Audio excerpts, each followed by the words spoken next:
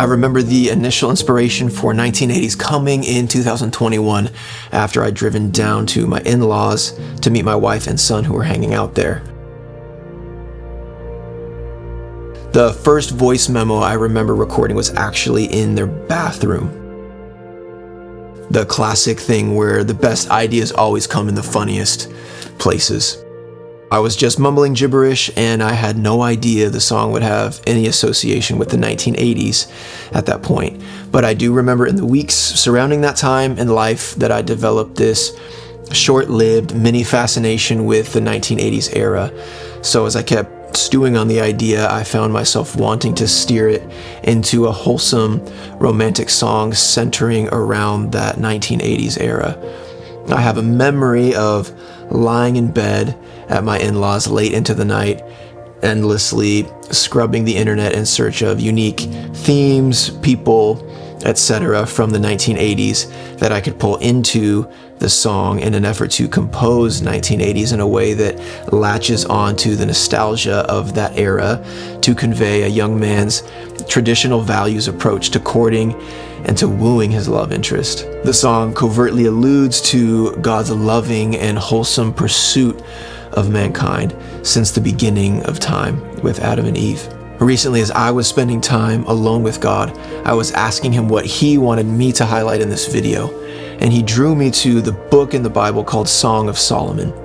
In the most basic description, Song of Solomon centers around the pursuit and development of covenant union and marriage between a king and his bride. In verse 2 of 1980s, the young man says to his love interest, "We can turn back in time to the day when a kiss on the lips wasn't meant for anybody but that special girl, and to a time when boys would open your door just to adore you.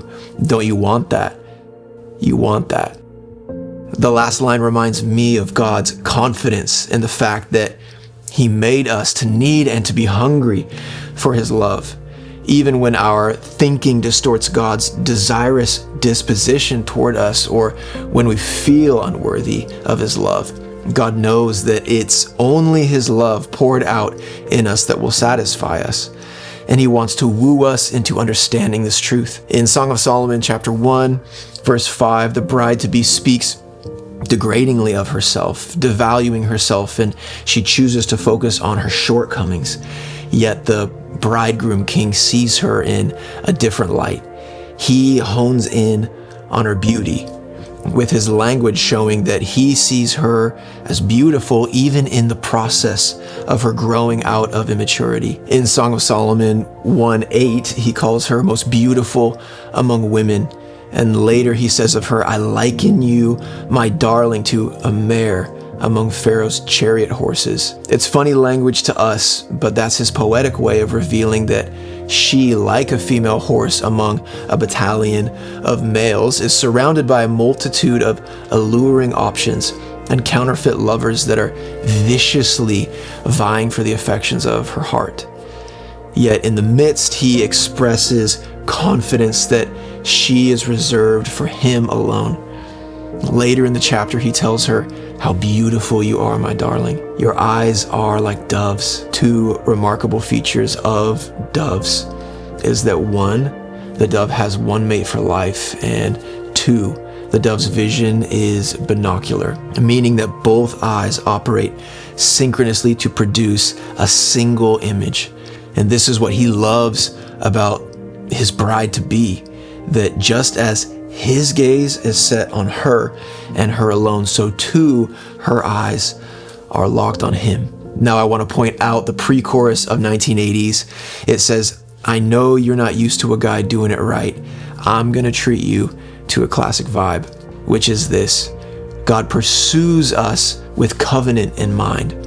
We were designed by God for covenant love, which is a forever commitment that says, what's yours is mine, and what's mine is yours.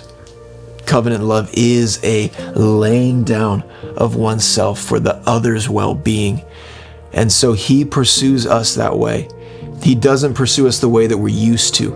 We are more used to love being diluted to something frivolous or manipulative or temporary, like a 7-day free trial just to toss it away if our fancy isn't suited. Oppositely though, Jesus is committed to pursuing us with eternity in mind. He's in it for the long haul.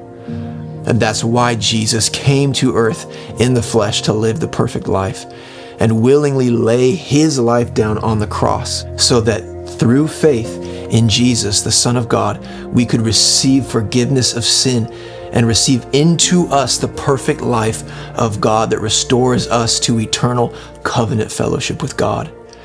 That's why I love the confidence of the post-chorus that ends 1980s with the lyrics, "No need to tell me what you want. I know you really, really want that 1980s." I hope that gives you some cool insight into my heart behind writing 1980s. I am super thankful that you guys have stayed tuned in, and I hope that you've been loving this latest release from my upcoming album. I will catch you again. That line, I need to do something there, something different. I'll catch you again, or yeah. See you around. Like, Yeah.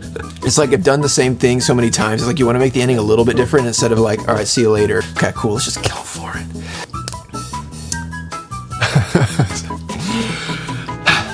I have a lot more songs coming up, and yeah, Shibuya, that's great. Okay. And until next time, I will catch you again soon. just switch cams, man.